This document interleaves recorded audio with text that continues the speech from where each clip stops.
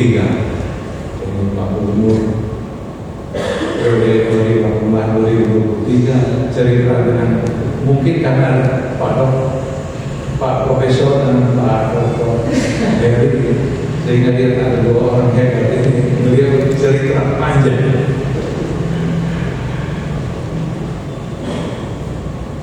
Baik, selamat datang Profesor dan Heri datang di Atambua, dan terima kasih sudah datang di Atambua untuk menindaklanjuti pembicaraan waktu kunjungan saya ke undangan. Tadi disampaikan bahwa akan ada, kalau bisa, undangan juga ada kampus di BERI. Saya punya komitmen itu saya akan menyerahkan tangan untuk undangan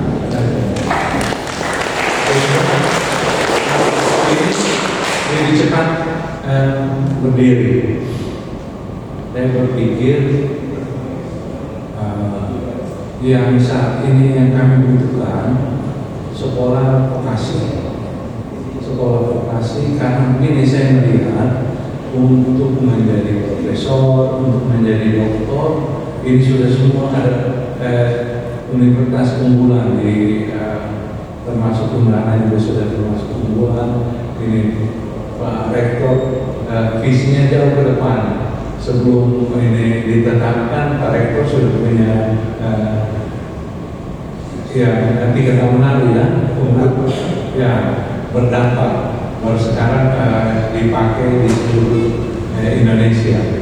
Berarti visi Pak Rektor itu jauh ke depan, dan visi Pak Rektor hari ini di Kabupaten Belu juga jauh ke depan, melihat Kabupaten Belu harus, karena sebagai kabupaten perbatasan, kita juga penting adanya pendidikan tinggi di Kabupaten Belu, terutama pendidikan vokasi. Saya melihat yang dan merasakan, bukan melihat saja, juga merasakan banyak sekali tamatan dari banyak perguruan tinggi setelah tamat semua dapat ijazah. Pegang ijazah, pegang ini surat tanpa ada lowongan kerja yang jelas.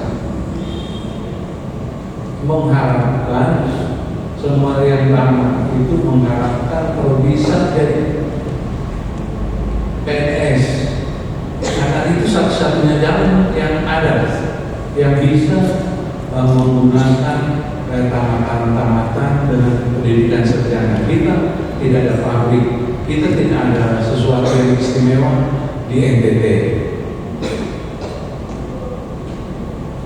Setiap tahun tamatan makin banyak, angkatan kerja makin banyak.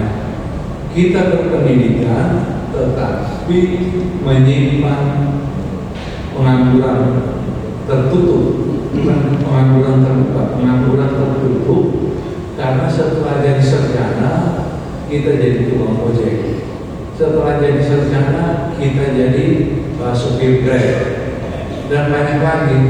Untuk apa kita sekolah 4 tahun, sekolah 5 tahun, terus kita jadi supir? Dari pengalaman seperti ini, Pak Rektor, saya sudah bersurat, memberanikan diri bersurat.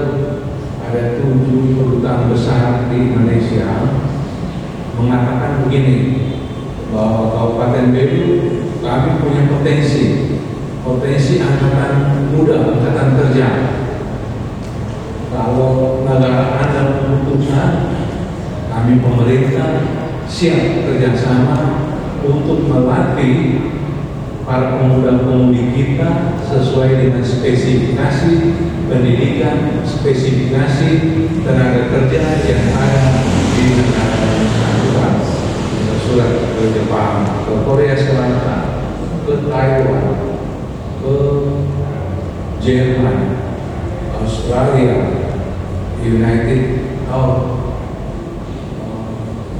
7 negara.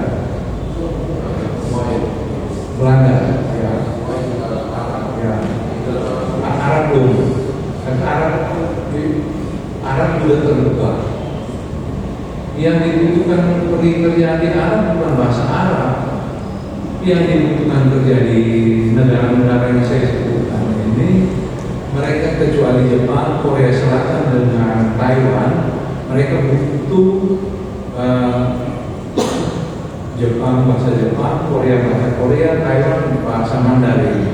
Tapi selain itu semua negara memakai bahasa Inggris kecuali Jerman, Jerman juga bahasa Jerman. Kalau ada pendidikan vokasi di sini, kita rektor kita sama-sama membangun pendidikan vokasi sehingga para tamatan di ini kita bisa memperoleh kerja langsung di negara-negara yang membutuhkan. Saya baru-baru pergi ke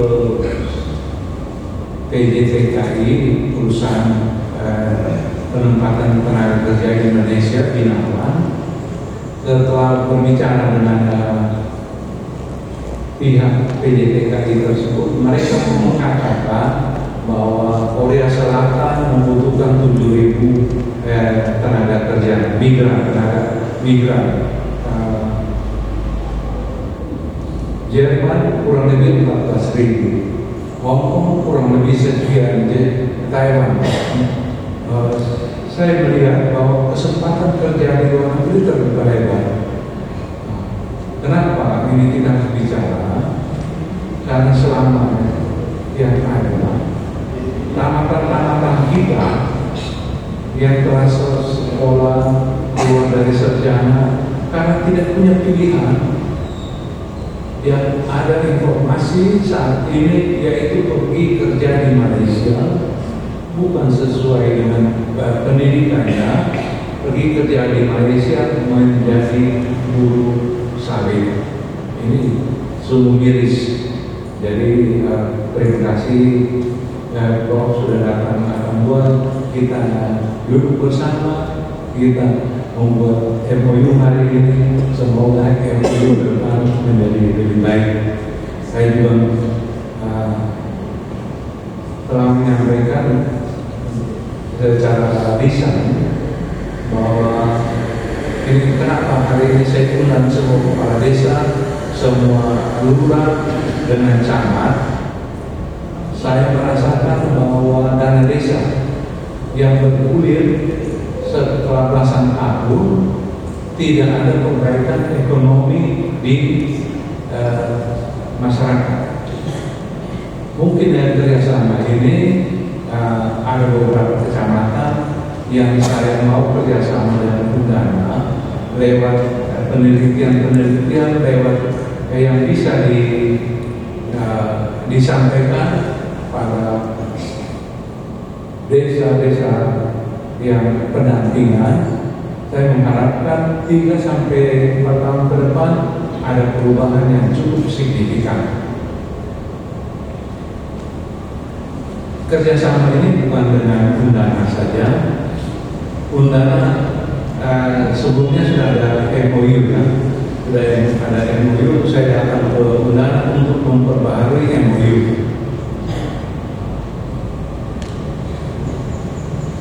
Dari pihak Universitas Indonesia juga ada MOU dengan pemerintah Kabupaten Belu terkait dengan pendidikan bagi siswa berprestasi. Urutan prestasi dari 1 sampai 10 boleh mengirimkan raport dan ijazahnya ke perguruan UI. Mereka akan seleksi dari 20 atau 30 sekolah yang saya daftarkan ke UI, yang menindaklanjuti hanya 2 SMA, yaitu SMA Surya dengan Santa Angela. Sisanya tidak ada respon. Dan ini saya juga karena pendidikan SMA bukan kewenangannya ada di pemerintah kabupaten, mungkin karena kewenangannya tidak ditempati, kewenangan ada di gubernur, jadi mereka berpikir masa bodoh. Ini program bupati, bukan program Pak Gubernur. Saya tadi sudah sampaikan ke Pak Victor dan Pak Victor, ini kita semua punya semangat untuk membangun NTT, punya semangat untuk membangun daerah. Tetapi kita punya para sekolah di SMA negeri tidak tertarik atau tidak mendaftarkan dia punya sekolah untuk sekolah-sekolah unggulan. Saya sungguh menyesal. Terus Pak Victor bilang begini, beta masih jadi gubernur, beta putih orang satu-satu. Dan ini masalah serius. Saya akan mau bawa ini pertemuan khusus dengan Pak Gubernur, sehingga Pak Gubernur bisa mengambil tindakan tegas. Saya juga akan meminta Pak Rektor kalau bisa ada kampus juga di sini, kalau bisa ada 1-2 anak-anak yang bisa kita titipkan di Undana. Jadi bukan saja di UI, UGM melalui di Deputi Pak Thomas Usul, melalui Pak Deputi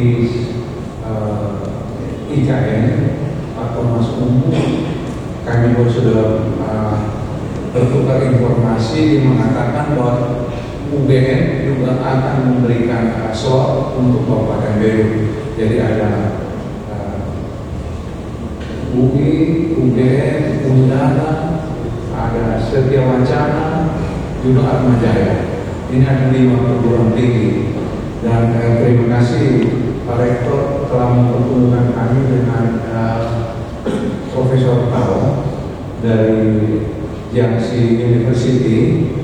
Pertemuan-pertemuan itu Pak Rektor membawa konjen datang ke Kabupaten Beru, dan konjen Tiongkok yang ada di Denpasar meminta saya untuk bagaimana kita menyampaikan rencana pembangunan 5 tahun ke depan. Mungkin saya dalam hal ini akan membuat Pak Rektor sedikit report, nanti kita diskusi bersama kira-kira apa yang kita ingin rencanakan sehingga Kabupaten Beru, Kota Atambua, Kota Perbatasan bisa melakukan lompatan jauh ke depan.